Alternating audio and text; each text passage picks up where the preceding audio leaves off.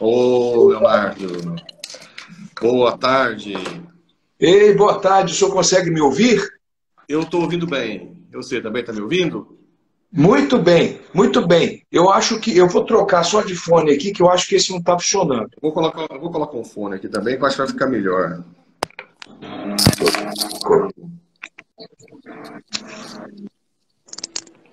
Talvez melhore Ah, melhorou. um Eu consigo pouco. ouvir melhor. O senhor está me ouvindo? Agora sim, estou ouvindo sim.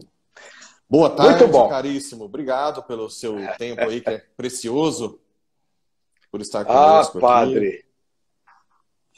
Meu tempo ficou Que mais alegria. precioso agora. Ah, Muito obrigado. obrigado. Eu é que agradeço, viu? Tenho muita admiração pelo senhor, pelo seu trabalho, pelo seu apostolado e pela sua história de conversão, que é muito parecida com a minha.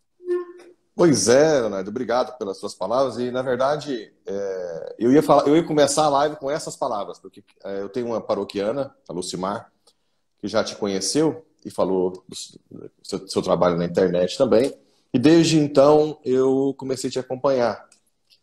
E eu fiquei impressionado com a sua capacidade de responder a perguntas difíceis de uma forma muito fiel ao magistério e sem grandes assim extremismos, sempre. E realmente fiquei muito impressionado. Por isso que eu quis que um dia a gente tivesse essa oportunidade, porque eu vejo claramente, não só eu, mas muitos têm falado sobre isso, né? Do movimento dos leigos no Brasil. Como que os leigos têm se despertado para a verdade, para a fé, para a moral. E, e eu depois pensei, por que não? Até porque não são só os meus paroquianos e seguidores, mas eu também tenho uma curiosidade de como é a vida de um pai de família que tem que cuidar da sua família, né, a vida profissional e conseguir se manter atualizado desse jeito, conseguir caminhar não só para além de formar a sua própria família, que é o papel principal, mas de ter capacidade de ajudar tanta gente no Brasil, até fora do Brasil, né? E de uma forma sóbria, tranquila, sem bem bem magisterial mesmo. Isso é uma coisa que eu fico impressionado com as suas respostas assim. Mas vamos lá. Eu acho que tem muita gente ainda. Eu já falei muito de você nas homilias, mas assim tem muitos ainda que talvez não te conheçam.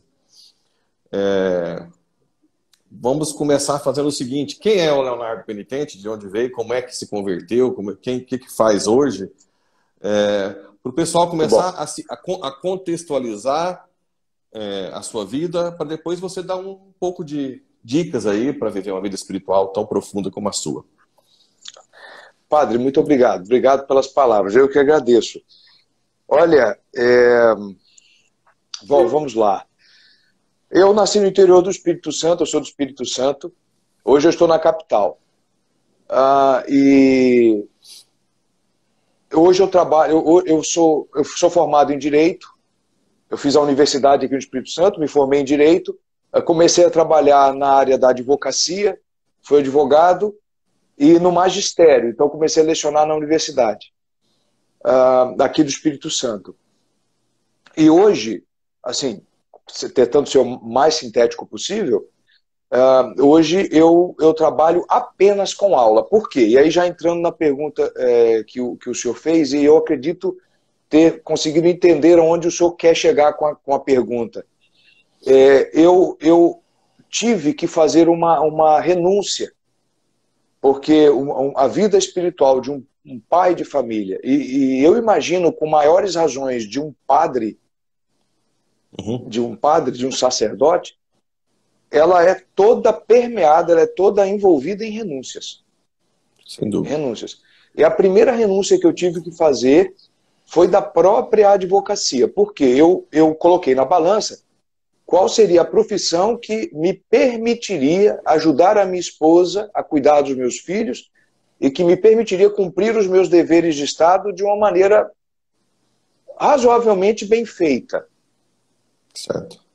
E aí eu concluí que a vida de magistério, a vida de professor, me daria uma maior liberdade para transitar aí. Então, hoje eu tenho uma quantidade de de horas, entre aspas, livres, mas não são livres, são até mais ocupadas do que a que eu ocupo com a profissão, justamente porque a universidade me permite esta maior maleabilidade. Eu fico mais maleável para poder ajudar a minha esposa e cumprir os deveres de casa, né? E depois os cursos que eu gravo, que nada, os cursos que eventualmente, as lives que eu faço no Instagram, ou a convite ou sozinho, nada mais são do que uma atividade, são atividades extensivas, é uma extensão do meu magistério, daquilo que eu faço na universidade.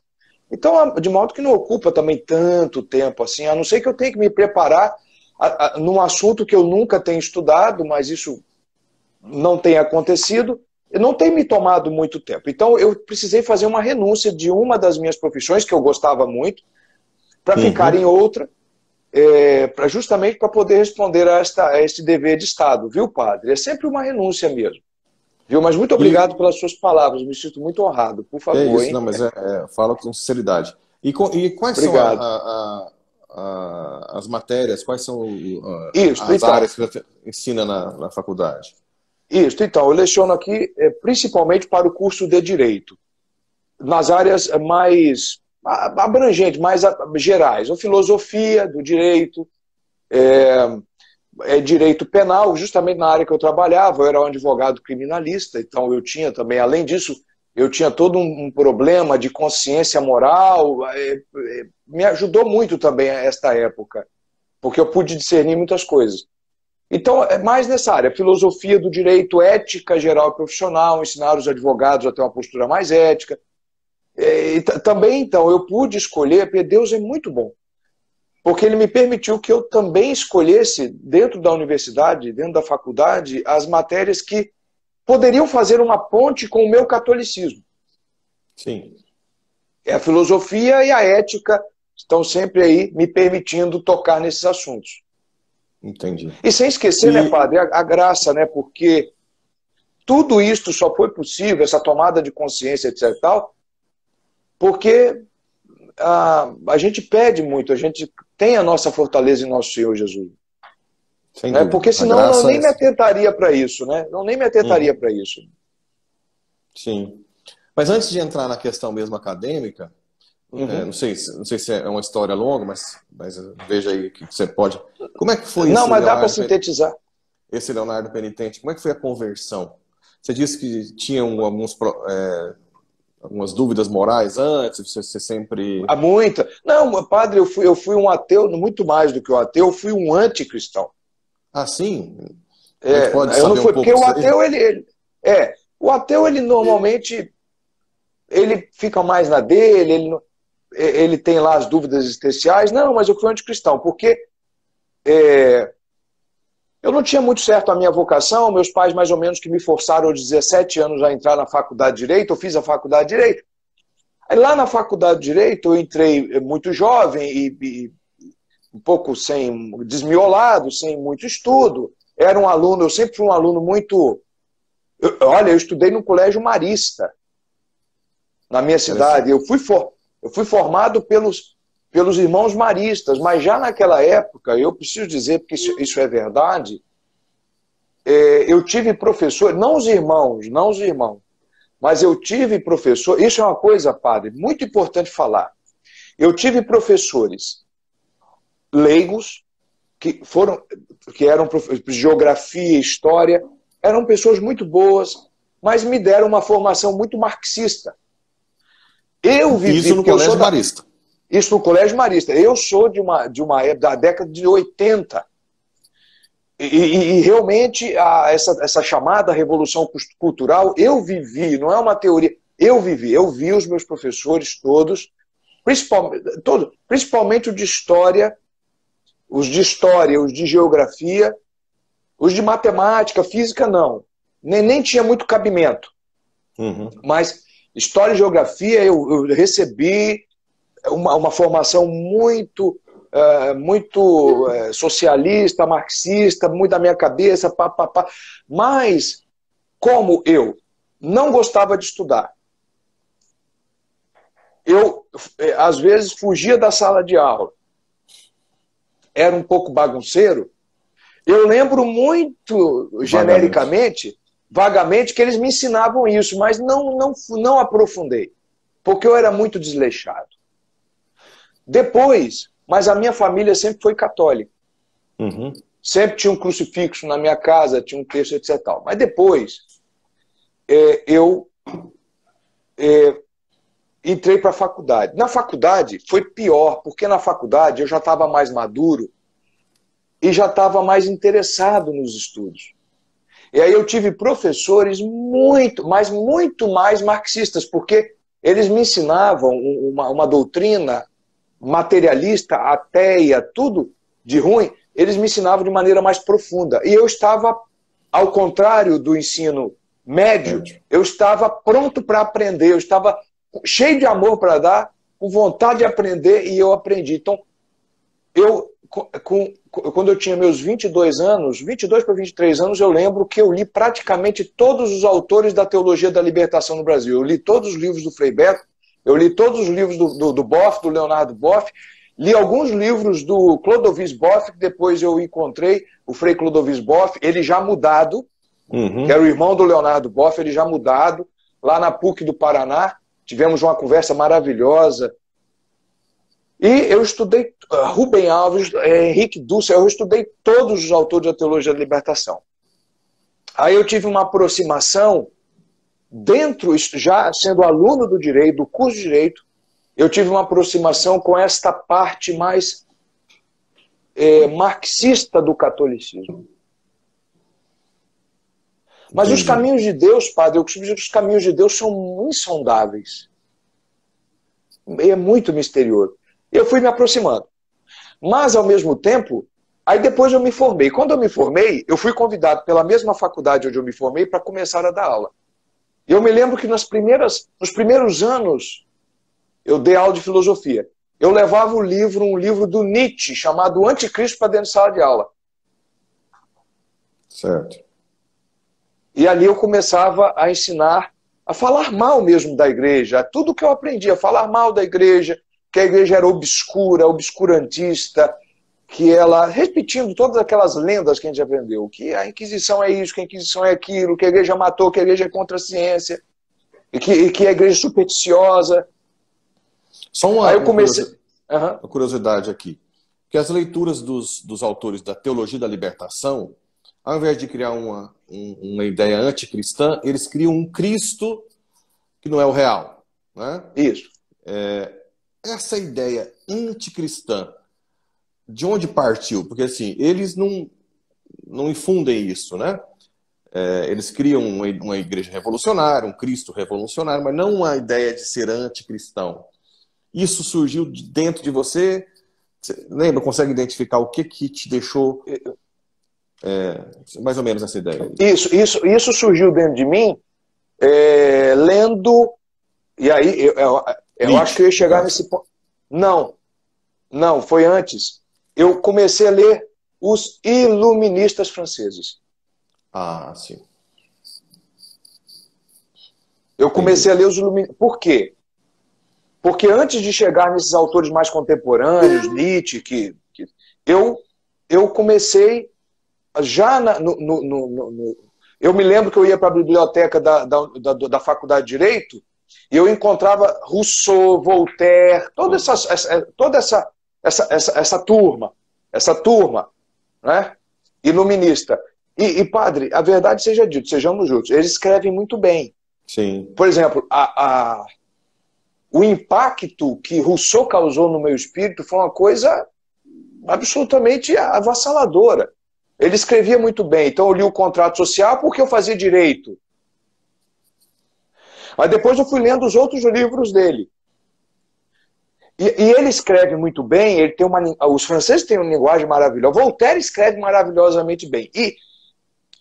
E antes ainda, aí eu fui perceber que antes ainda do famoso, e alguém citou aqui, Antônio Gramsci, os franceses já faziam revolução cultural, porque a guilhotina só veio depois, 60 anos depois da enciclopédia, de toda de todo o panfleto cultural que eles fizeram. A guilhotina só foi possível porque houve uma revolução cultural antes. E eu li esses incendiários franceses, como Voltaire, como Diderot. Eu me lembro que eu li a novela de Diderot chamada A Religiosa, que foi uma mentira, mas ele tratava como verdade, que uma filha foi colocada à força pelos pais no convento, ela foi maltratada, foi humilhada até que morreu no convento. Eu li aquilo, eu falei, mas meu Deus, essa igreja católica tem que desaparecer.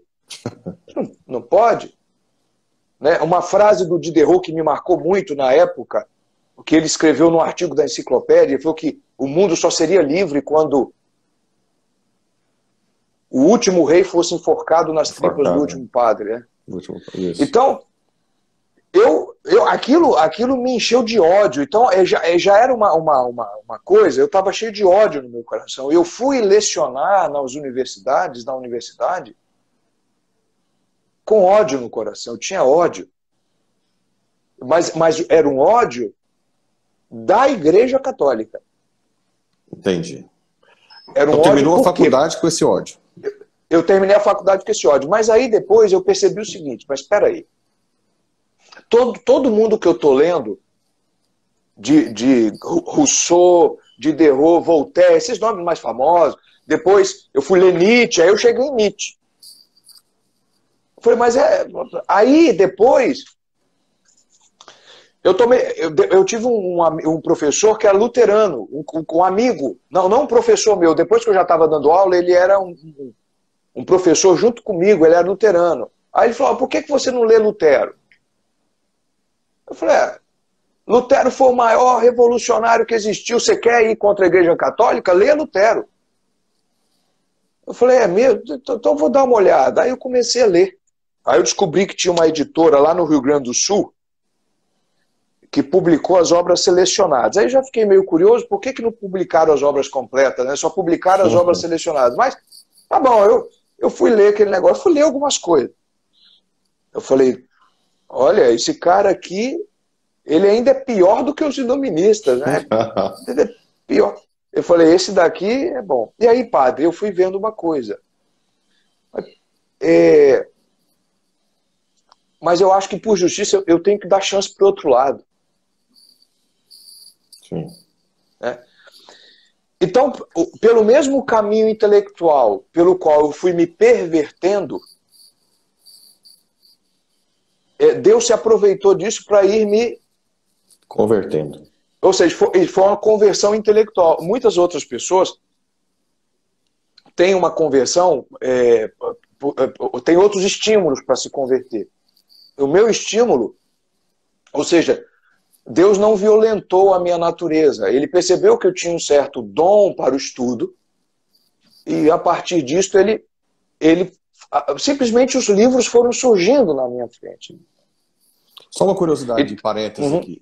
Como é que é a filosofia do direito na graduação? Como é que é essa filosofia? Hoje um jovem que estuda filosofia do direito, a abordagem, que tipo de abordagem que fazem? Não, a abordagem é do século XVI para frente. Eles começam em Maquiavel e terminam em Kelsen. Ou seja, toda a abordagem da filosofia do direito hoje, nas faculdades de direito, com exceção de onde eu leciono, porque lá a abordagem é diferente. Eu já vou lá nos gregos e eu já dou uma visão mais geral. Mas eles começam já em Maquiavel. Para o direito brasileiro, o mundo começa, não é no início da criação, é em Maquiavel. Maquiavel. Que foi ou seja, começa na Idade Moderna justamente a idade que despreza o catolicismo. Justamente na idade que despreza o catolicismo. Então o aluno sai da filosofia do direito vendo um direito anticatólico. Que na verdade a gente vê hoje em dia na nossa justiça brasileira essa questão de esvaziamento da natureza, assim como tem esvaziamento da natureza humana, da natureza do direito, né?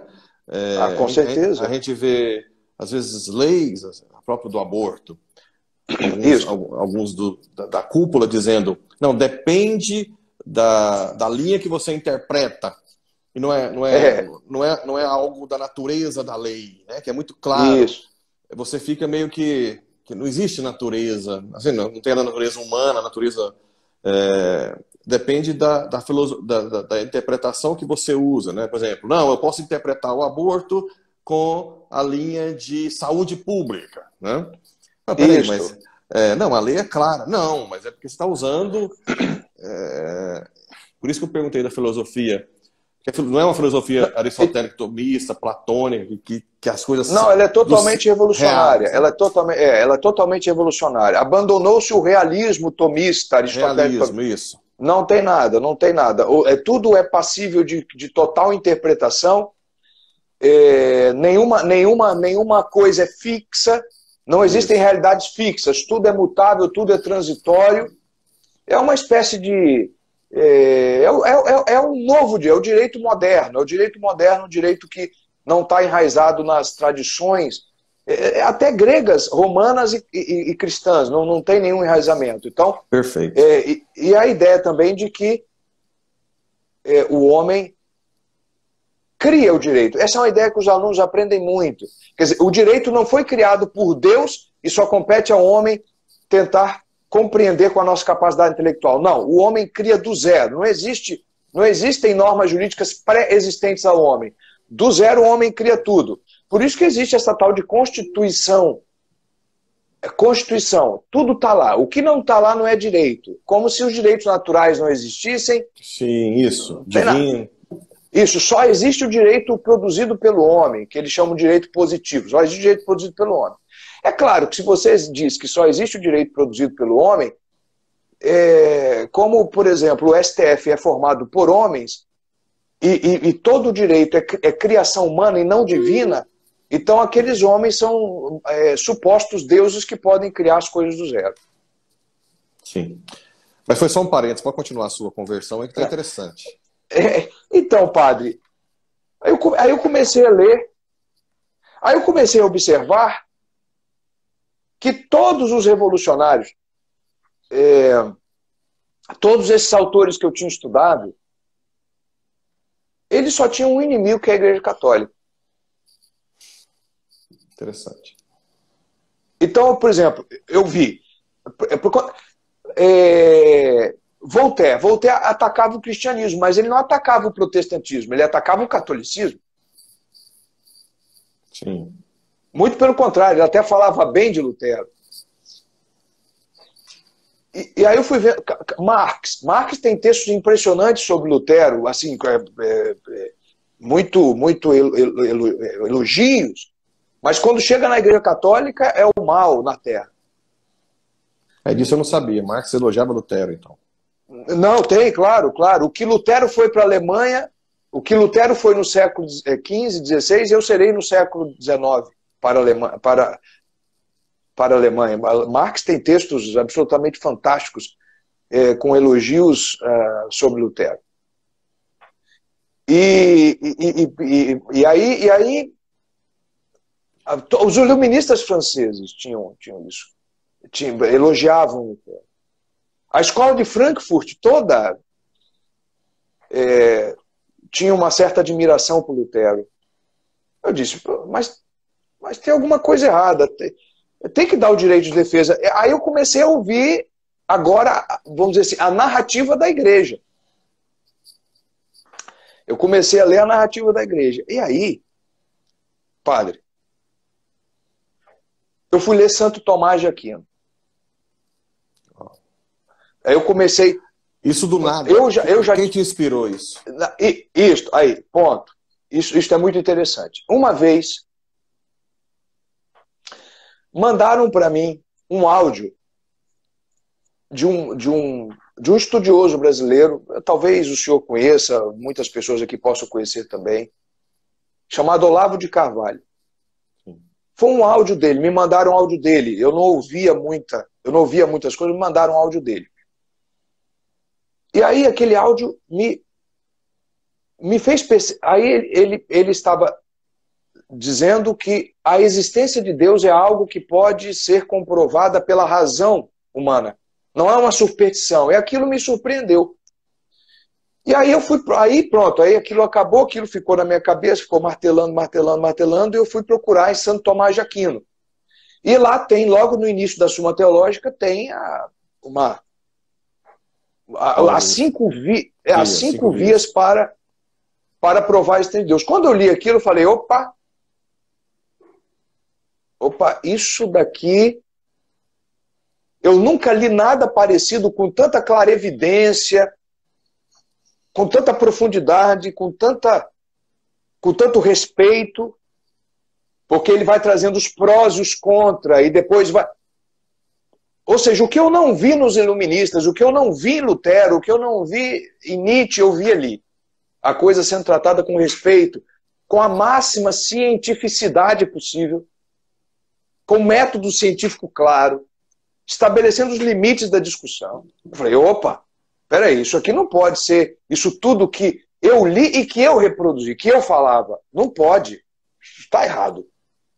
Aí foi uma coisa interessante, porque eu tinha lido um livro de Rousseau chamado Confissões. Ah, mesmo título do Santo Agostinho. Aí eu li, o Rousseau tem um livro chamado Confissões, e ali ele já começa dizendo que dificilmente a natureza poderia criar um homem como ele, maior que ele. Igual a ele, talvez, mas maior que ele, impossível. Pela bondade que ele tinha, etc e tal. Eu fiquei impressionado com aquilo. Depois, aí, eu li as Confissões de Santo Agostinho. E Santo Agostinho está dizendo, mas olha, eu sou um miserável, desde a minha mais pequena idade eu já pecava, e com uma linguagem tão respeitosa, reconhecendo os erros que ele teve desde a adolescência, etc e tal, e depois como Deus o chamou, como Deus resgatou a sua alma, o nível de caridade com que ele falava das pessoas. Em nenhum momento ali você vê uma voz humana falando de quem sabe que é miserável, de quem não tem nada a esconder, diferente daquelas confissões de Rousseau, que eram muito obscuras, sempre exaltando o próprio eu, o amor próprio, sempre em primeira pessoa, o amor próprio. Em Santo Agostinho você vê uma humildade verdadeira. Eu falei, mas isso não é possível. Não é possível. Eu falei, Santo Agostinho era um homem que eu gostaria de ter como um grande guia na minha vida. Não Rousseau, até porque eu já tinha lido alguns livros sobre a vida de Rousseau, e ele não era tudo aquilo que ele pintava lá. Uhum. Né? O Rousseau acusou a mulher dele de ter roubado uma joia, a mulher dele foi presa, ele entregou os 5 filhos para o orfanato, e depois resolveu escrever um livro sobre educação infantil chamado Emílio. Então, eu falei, bom, isso aqui não está certo. Isso aqui não está certo. E tem alguma coisa errada com toda... A mesma coisa sobre Lutero. Eu fui vendo. Então, e aí eu fui descobrindo. E aí chegou nas minhas mãos a vida dos santos. E aí, padre, não teve jeito. Mas chegou antes... como? A vida dos santos chegou... Isso. Eu estava voltando. E aqui em Vitória, capital do Espírito Santo, tem uma livraria física. Até hoje tem 2. Tem uma da Paulus e uma da Paulinas. E eu ia lá. Aí, claro, eu via todas aquelas obras da teologia da libertação que eu já conhecia. Sim. Mas, eu ia nessas livrarias católicas para ver quais eram as novidades. Eu sempre gostei muito de ler. E aí, eu fui numa seção mais afastada que tinha livros importados. E lá, tinha 2 volumes. Eu deixei até no carro. Se eu tivesse aqui... Tinha 2 volumes em espanhol de um frei dominicano. Eu acho que o senhor certamente conhece, chamado Padre Garrigou Lagrange. Ah, sim, O padre Reginaldo Garrigou Lagrange tinha lá as 3 idades da vida interior. Eu falei, opa, vida interior. Vida interior, é o que eu quero. Ela estava em espanhol, eu acho que a minha esposa acabou de entrar aqui, padre. Para não ter nenhuma briga hoje à noite. A Sabrina. Bem-vinda, Sabrina. Boa tarde. Obrigado, padre. Tá bem agora, pastor? Tá bem de saúde, né? Tá, graças a Deus. Tá bem melhor. Graças a Deus tá bem melhor. Tá bem melhor. Estamos rezando aí por ela também. Obrigado, padre. Não, eu sei, o senhor rezou e eu tenho certeza que as orações foram ouvidas. Porque ela tá melhor, graças a Deus. E aí, eu falei, deixa eu ver isso aqui. Deixa eu ver isso aqui. Aí eu fui ver o índice. Pô, mas esse negócio é muito bom. Aí eu vi lá no índice. Via purgativa, via nominativa, via unitiva. Mas o que é isso? Noite escura, segundo São João da Cruz. Falei, noite escura? O que é isso? Aí lá no final, fenômenos místicos extraordinários. Fenômenos místicos extraordinários. Eu fui ver. Mas ó, eu comecei pelo final. Curiosidade. Eu sou um sanguíneo nato. Eu comecei pelo final. Falei, opa, padre, quando eu comecei a ler aquilo,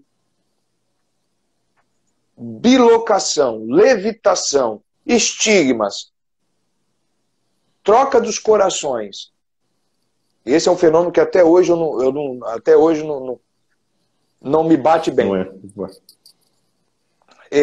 Eu falei, mas olha, eflúvios luminosos, odores de santidade,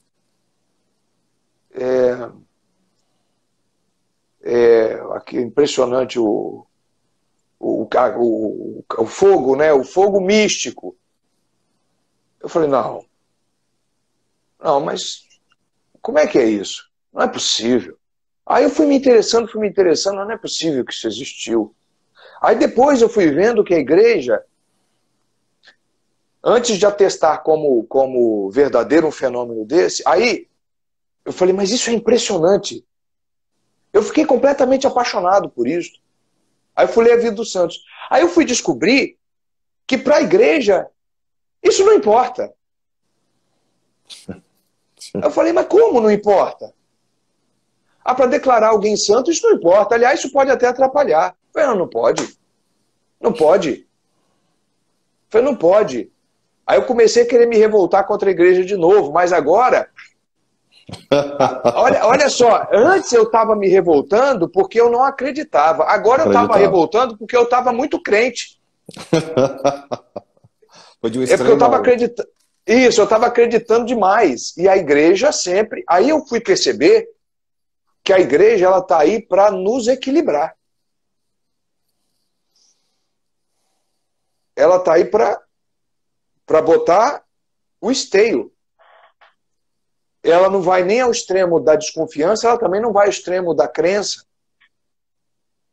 Ao extremo da crença, né? Interessante que eu comecei a live falando que você tem respostas sóbrias, então já foi no início, já notou isso. Tá vendo? Então, padre, pois é, você vê que se não é a Santa Igreja, e se não é a graça de Nosso Senhor, a gente realmente escapa, é muito bom. E as tentações são muito grandes. Então aí eu tive que aprender com a igreja, eu aprendi com a igreja a ter fé, porque a vida dos santos me ensinou a abrir uma porta dentro de mim que eu não conhecia, porque eu era muito racional. Eu era muito racional. De repente eu vi a vida dos santos e eu passei a ter não mais uma fé, mas uma crença ingênua, que é um perigo também. Uhum. É uma crença ingênua, é um perigo também. E aí eu comecei a me equilibrar.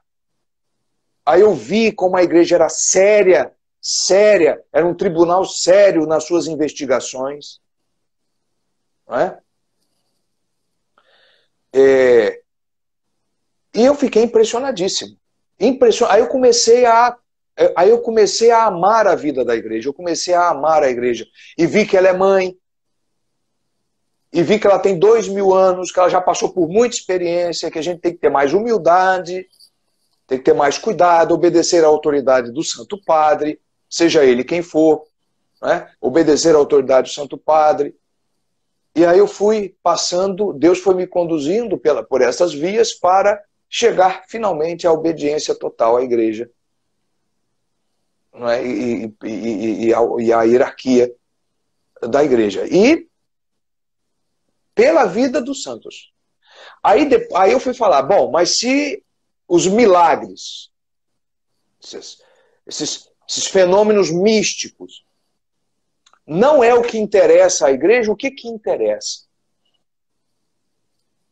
O que que de fato interessa?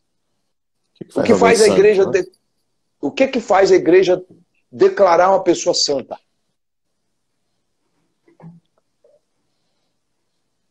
Aí eu fui aprender uma coisa chamada virtudes heróicas. Opa! Falei, mas o que é isso? Coisa que eu nunca tinha ouvido falar, coisa que eu nem ouvi falar e nem vi. Nos revolucionários, nos luteranos, eu não vi nada disso. Vi nada disso. Então eu falei, mas espera aí. E aí eu tive uma crise também do, falei, não, isso não é possível. Ou seja, você levar as virtudes às últimas consequências. Isso não é possível. Por quê? Porque eu tinha me convertido ao catolicismo, tinha feito a minha confissão, aprendi o que eram os sacramentos, como receber os sacramentos, fiz a minha confissão, comecei a frequentar a Santa Missa. Mas tinha algumas coisas que ainda eram difíceis de engolir.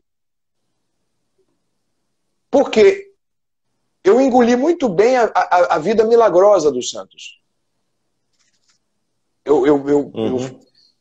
Aquilo me impressionou.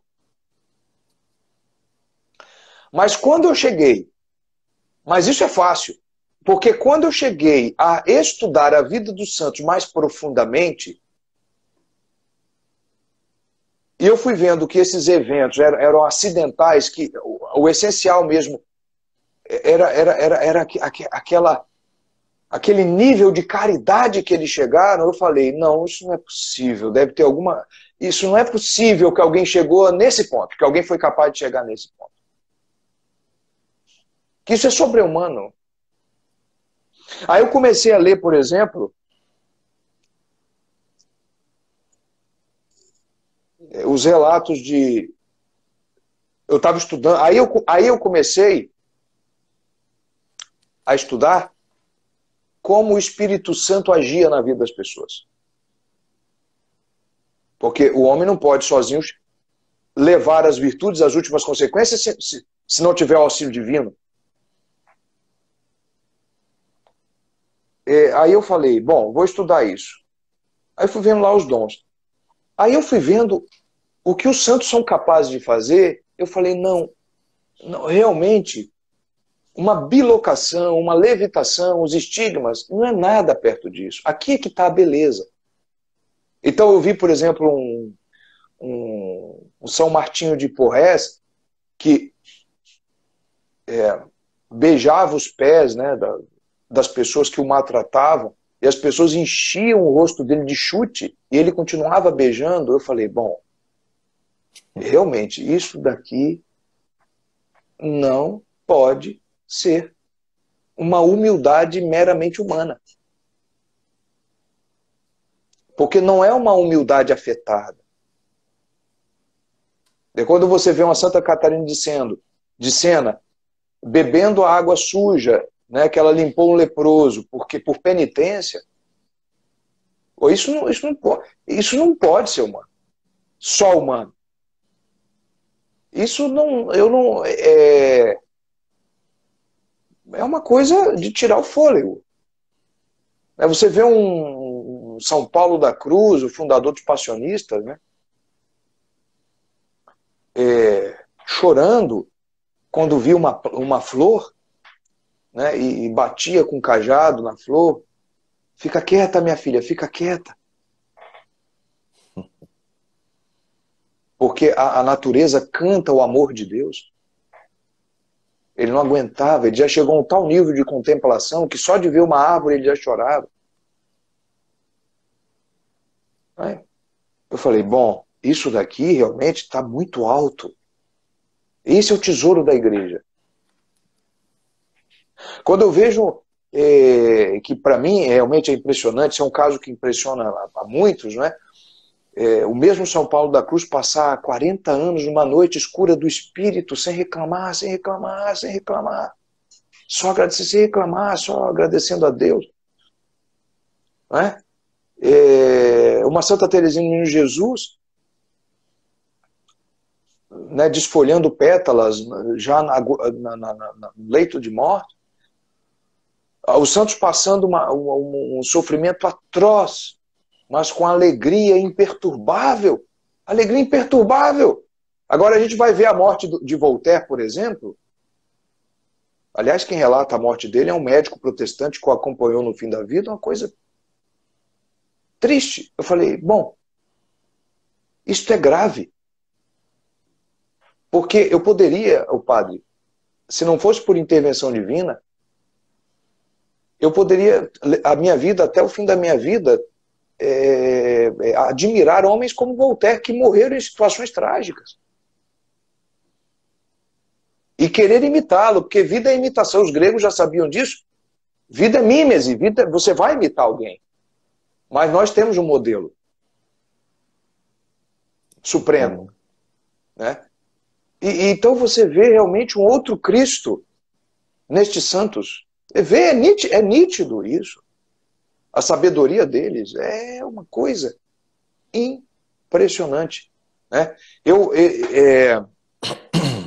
estava vendo porque é um consenso aí entre os teólogos que quando você já está na sétima morada, na união transformante,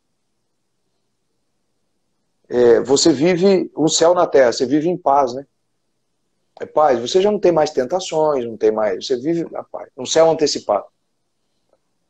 Mas aí eu fico vendo, por exemplo, a vida de grandes santos que chegaram na viunitiva, mas viveram muito tempo, depois de estar em matrimônio espiritual, muito tempo, em noite. Santos que viveram, que não é mais para viver a noite, porque as noites elas acontecem para te preparar para o matrimônio espiritual. Uhum. Uma vez que você fez o matrimônio espiritual, não tem mais noite, não era para ter mais noite. Mas como Deus é muito criativo em suas obras, não é? Então você tem, por exemplo, um São Paulo da Cruz que passou mais de 35 anos em noite depois do matrimônio. Depois do matrimônio, ele não teve um dia de paz. Agora, que noite é esta? Que é isto?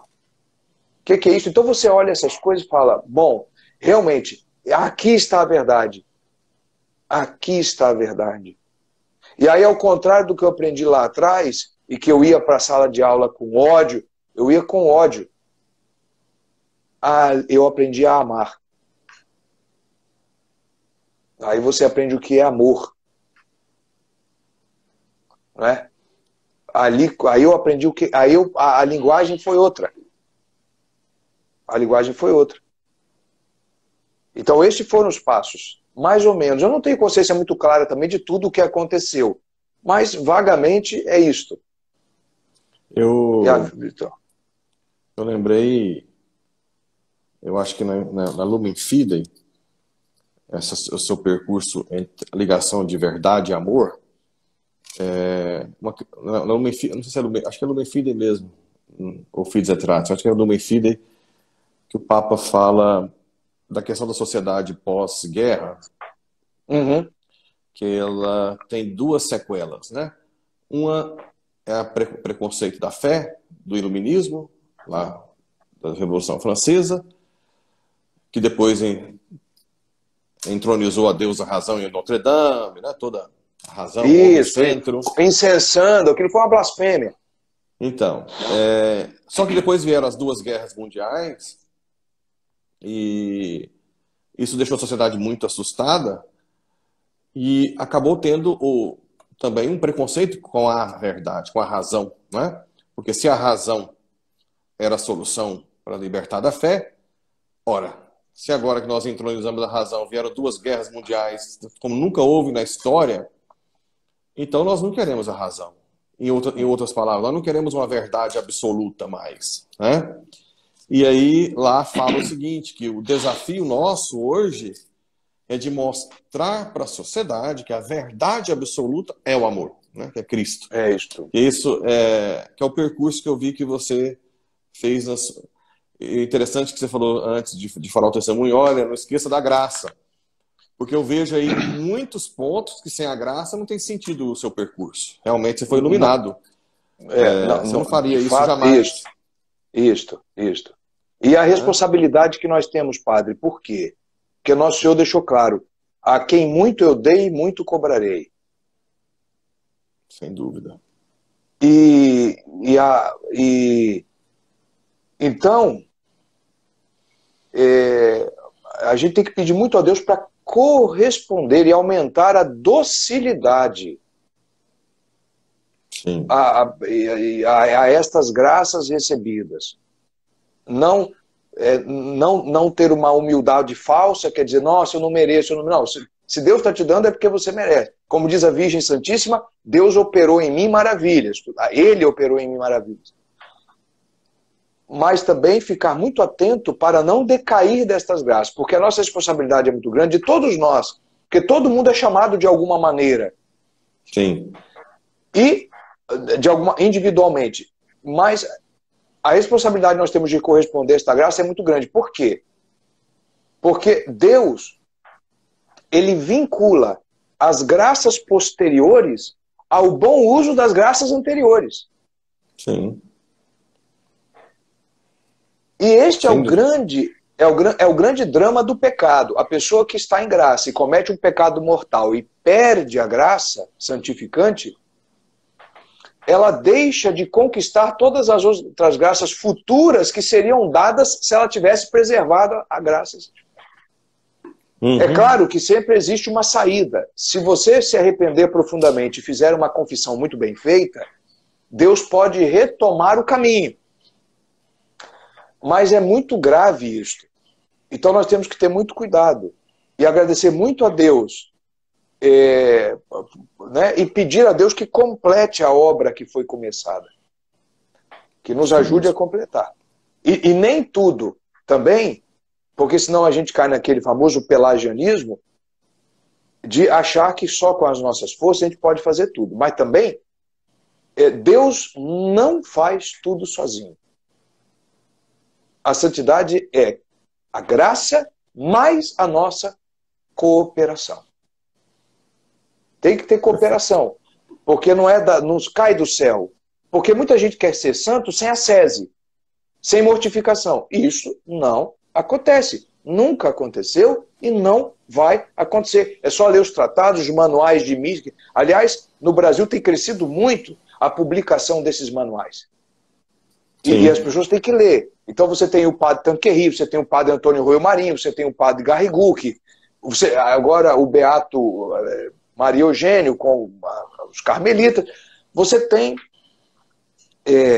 já uma grande... Na época em que eu comecei a estudar isso, lá atrás, há 10 anos atrás, a gente tinha que se virar com as obras em língua estrangeira.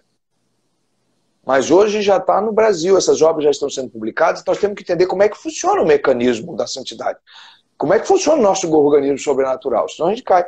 Não é só achar que tudo vai... Não, sem mortificação, nós não passamos das primeiras moradas, né? Se for usar aqui a linguagem de Santa Teresa.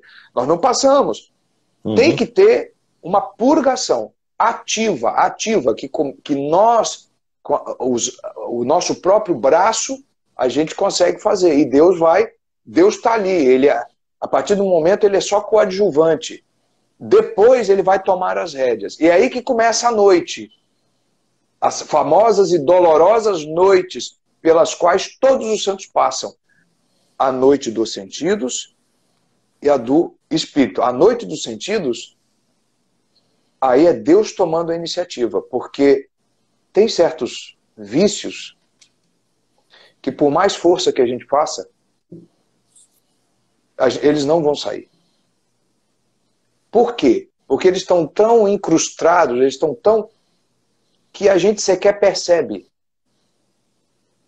Uhum. E Deus te dá uma iluminação tão especial que você começa a ver certos grãozinhos de areia dentro de você, que os pecados, pecadinhos, as imperfeições, umas imperfeiçõezinhas que você tem, que nem você sabia que tinha. Então, até então, você não lutou contra elas, você não sabia que tinha, mas Deus ilumina tanto a sua alma que você consegue ver. Mas essa iluminação é tão grande, e você tem um corpo, você tem um recipiente tão ruim, que você começa a passar por uma noite escura. Olha para a luz do sol, em pleno meio-dia, e você vai ver se o seu olho não obscurece. Obscurece. Obscurece. É necessário passar pela noite, porque a luz é tão intensa que ela produz uma noite.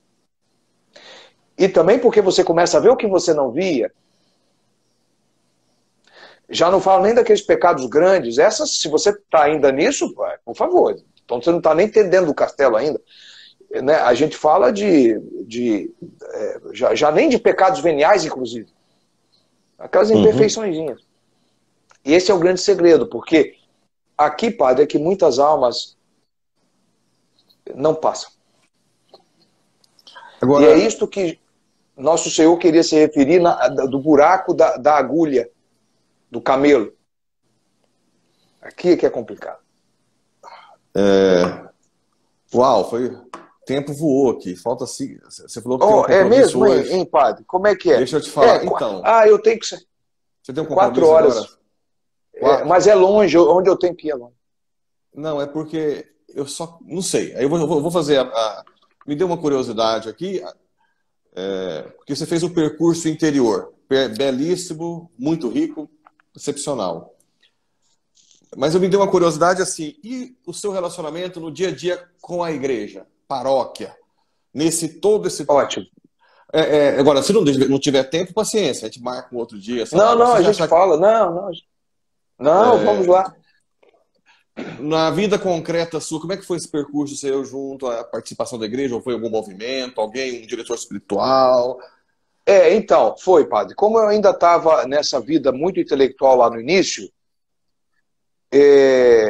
eu comecei a participar eu me confessei,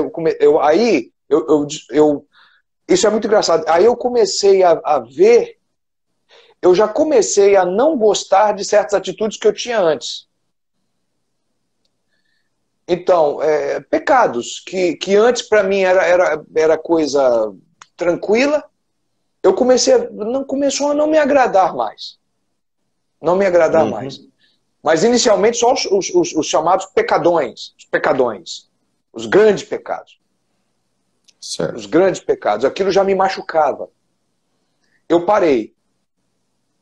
Aí eu senti necessidade de fazer a confissão. Ninguém me falou. Eu senti necessidade. Aí, como eu ainda estava começando, eu senti necessidade de coisas bem palpáveis. Bem palpáveis.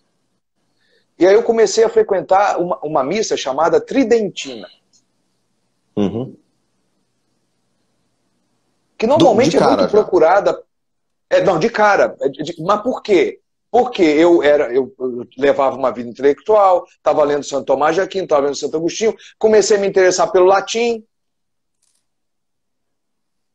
pela língua latina, Aí eu fui na missa tridentina. Mas a missa autorizada pelo bispo, né?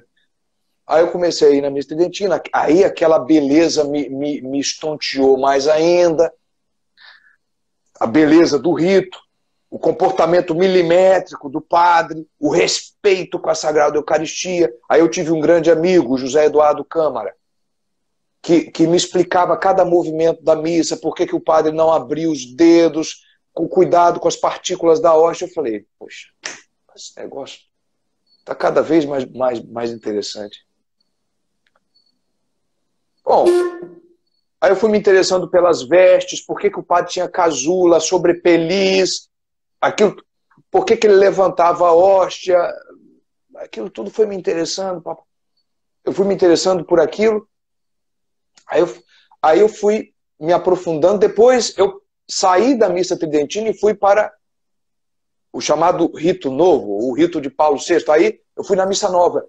E aí aquilo me impressionou ainda mais, porque eu não conseguia entender realmente tudo em latim, nem precisava. Mas quando eu voltei para a missa no vernáculo em português, eu comecei a me concentrar. Por quê? Eu já tinha uma facilidade de recolhimento, padre, isso é muito importante. Eu já tinha uma facilidade de recolhimento por ser um estudioso, por estudar. Uhum. Eu já tinha uma facilidade de me recolher. Então, quando eu ia para a missa, eu começava a ouvir as orações que o padre fazia e a meditar nelas. E aquilo, para mim, era de uma beleza estonteante. Não é? Cada frase daquela me arrepiava do cabelo do dedo até o último pelo da cabeça. Não é? Que a graça de nosso Senhor Jesus Cristo, o amor do Pai e a comunhão do Espírito Santo, aquilo eu falava, nossa, mas que frase maravilhosa.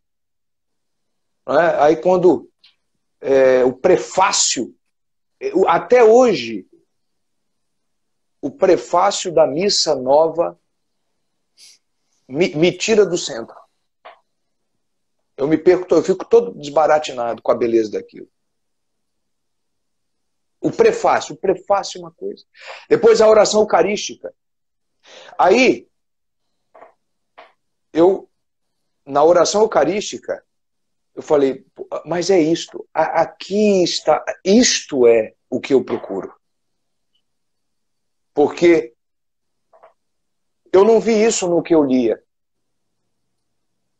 No que eu li era só destruição, destruição, destruição. Era só pensar em si mesmo, pensar em si mesmo. Eu faço isso, eu faço aquilo, e ninguém fazia nada para ninguém. Era só matança, matança, matança. Eu quero um mundo melhor e por isso eu tenho que matar quem eu acho que piora o mundo. Foi isso que fez a Revolução Francesa. Mas aí quando eu fui lá na oração eucarística, eu vi, estando para ser entregue e abraçando livremente a paixão. Abraçando livremente a paixão. Falei, opa! Eu me mato para salvar o mundo. Eu morro para a salvação. Eu não mato para consertar. Eu morro para consertar. A tônica foi outra. Que é o que o revolucionário não entende. Aí, minha mente, realmente, a lógica é invertida. A lógica se inverteu completamente. E a vida começou a ter sentido. A vida começou a ter sentido, porque a vida não tinha sentido para mim. A vida começou a ter sentido. Porque é o que dá sentido ao sofrimento e à morte, né? Não é isso? E aí eu falei, bom, aí eu me envergonhei. Por quê? Aquilo que uma criança de 8, 9 anos aprende na catequese bem dada, eu estava descobrindo depois. Que é o quê? Por que o homem vive? Por que nós existimos? Aí diz o catecismo, para amar e glorificar a Deus nesta vida, para fruí-lo e gozá-lo eternamente na outra. Pô, isso daí, você sabe disso, você não tem depressão, não tem ansiedade, você não tem nada. A vida é uma alegria, o sofrimento é uma alegria. Tudo tem sentido. O pessoal não fala hoje do sentido da vida, a busca pelo sentido. Este é o sentido. Não é isso? Este é o sentido. Não tem outro sentido. E a oração eucarística concentra tudo isso. Não é? Do nascer ao pôr do sol, um sacrifício perfeito. Do nascer ao pôr do sol, um sacrifício perfeito. Né? Enquanto aguardando, vivendo a esperança, aguardamos a vinda do Cristo Salvador. A missa é toda. É tudo o que nós precisamos. Não precisa de mais nada. É anti tudo, é anti-depressão, tá tudo lá. É só ouvir. E a gente também é uma lição de vida. Uma lição de vida, que está tudo ali. E aí eu comecei a frequentar a missa com mais frequência, confissão com mais frequência, senti necessidade, retiros espirituais. Depois eu me casei com a Sabrina, tivemos os filhos. Evidentemente que para Jesus, para Nosso Senhor, o dever de Estado em primeiro lugar. Quantas vezes me deu vontade de visitar o Santíssimo, de ir à missa, mas eu tinha que ajudar a minha esposa, e é assim mesmo que tem que ser, não é?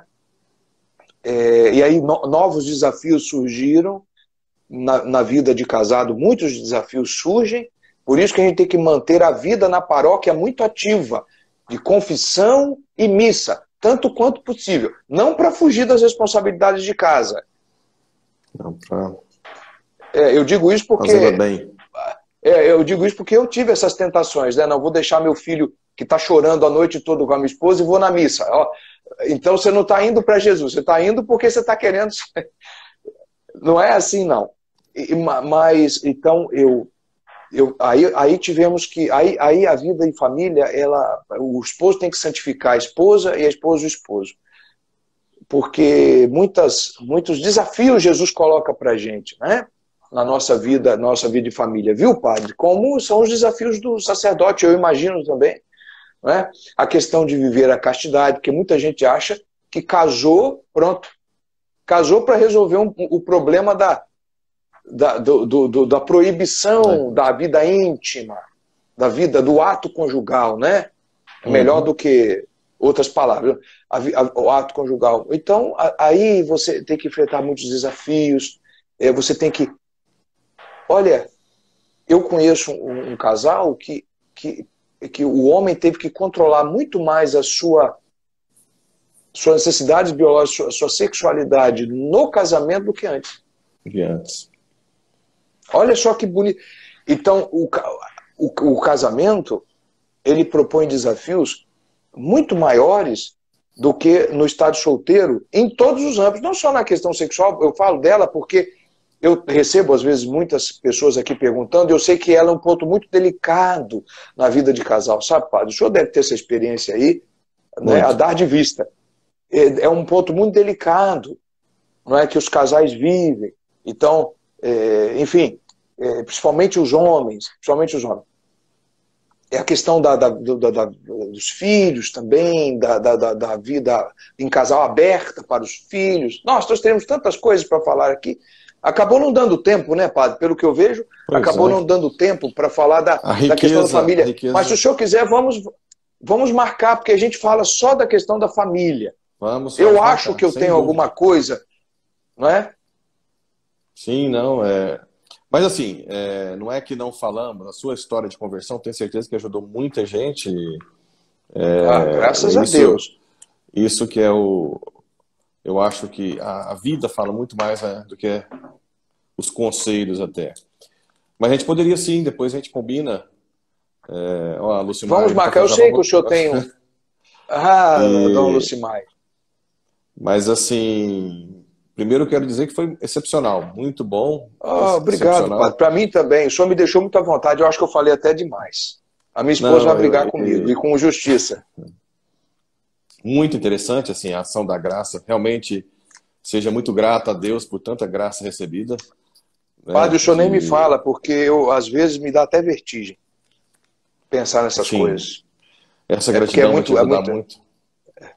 Também nas dificuldades de hoje em dia, né? Não vamos ser ingênuos também.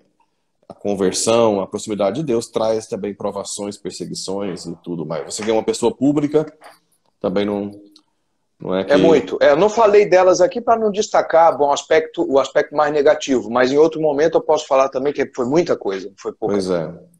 E conte sempre com as minhas orações. Estou aí. Padre, muito obrigado. Vou já celebrar as missas na sua intenção, da Sabrina, da sua família. Muito obrigado. Precisamos muito. A sua disponibilidade depois a gente vê? Vamos fazer. Eu viajo muito no final de semana.